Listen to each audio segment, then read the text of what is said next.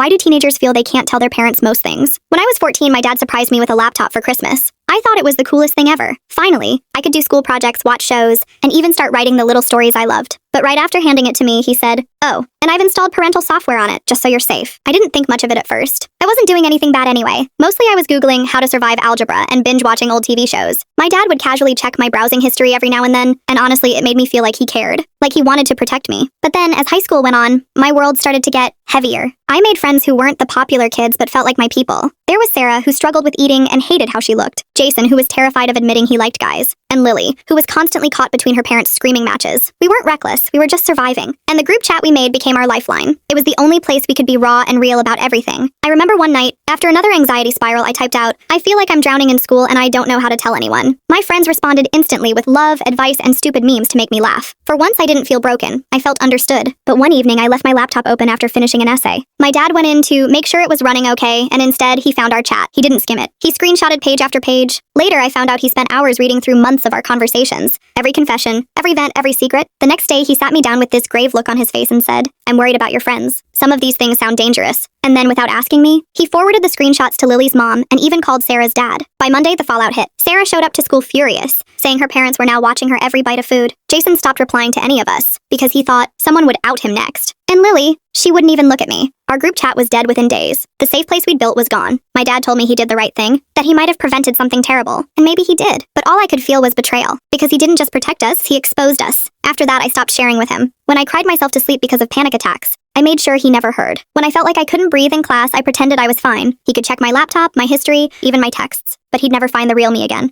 And that's the thing about teenagers. It's not that we don't want to tell our parents. It's that the moment we feel like we can't trust them with our truth, we learn to keep everything locked away, even the parts that matter most.